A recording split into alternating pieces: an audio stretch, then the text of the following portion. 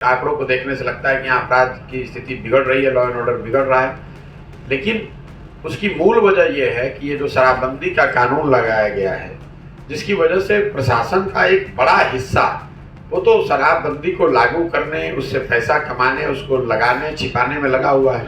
प्रशांत किशोर जब भी बोलते हैं सीएम नीतीश और सूबे की सरकार पर हमले का एक मौका नहीं चूकते। जन स्वराज यात्रा के दौरान उन्होंने एक बार फिर से सरकार पर बड़ा हमला बोला। सवाल पूछा गया कि लगातार आपराधिक घटनाएं बढ़ने के बाद सरकार के कानून व्यवस्था पर सवाल उठ रहे हैं। इसके जवाब में चुनावी रणनीतिकार प्रशांत किशोर ने नीतीश सरकार पर हमला बोलते हुए कहा कि बिहार में अपराध बढ़ने की वजह शराबबंदी है।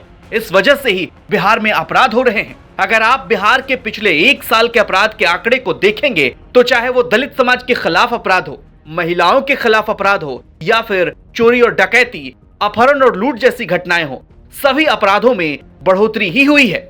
उन्होंने कहा कि दूसरे राज्यों की तुलना की जाए तो बिहार में अपराध और कानून व्यवस्था की स्थिति लगातार बिगड़ रही है।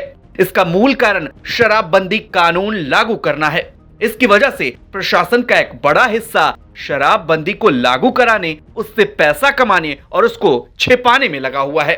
भैया, अपराध का जहाँ तक मामला है तो वो बिहार में कमोवेश हर जिले में यही स्थिति है। सीमांत में काफी ज्यादा है। बिहार ने एक सप्ताह का ग्राफ उठा के देख लीजिए। मैं आपको बता रहा हूँ, देखिए, किसी भी आंकड़े को एक जिले के नजरिए से, एक हफ्ते के नजरिए को देखकर कोई कंक्लूसिव बात नहीं कही जा सकती है। लेकिन अगर आप पिछले एक साल का बिहार के अपराध का आंकड़ा देखेंगे तो चाहे SC दलित समाज के खिलाफ जो अपराध है उसको, या महिलाओं का जो अपराध है वो, जो डकैती, अपहरण, कुछ लूट मार की घटनाएं हैं, हर में बढ़ोतरी हुई है।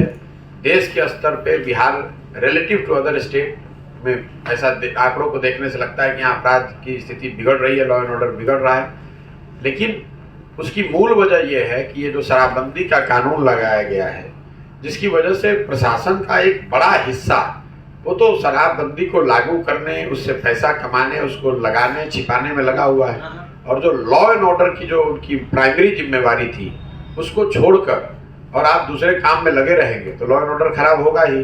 प्रशांत यही नहीं रुके। उन्होंने कहा कि महागठबंधन बनने के बाद लोगों के मन में जो एक डर था वो अब दिख रहा है।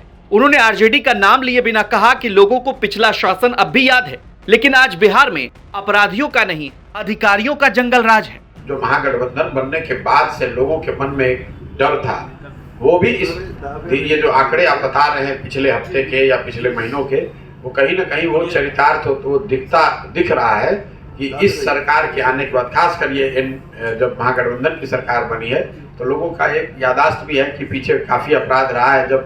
जब आरजेडी की सरकार थी तो कुछ उस एलिमेंट का फिर इम्बोल्डेंड होना, उनको साहस होना और उस तरह की।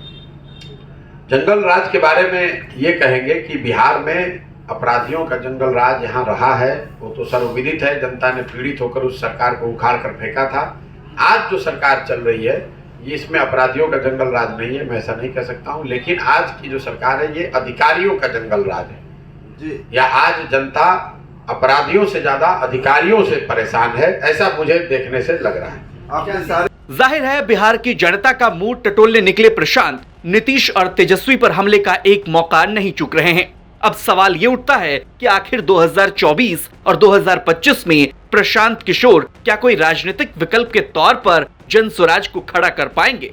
ब्यूरो रिपोर्ट, बिहार तक।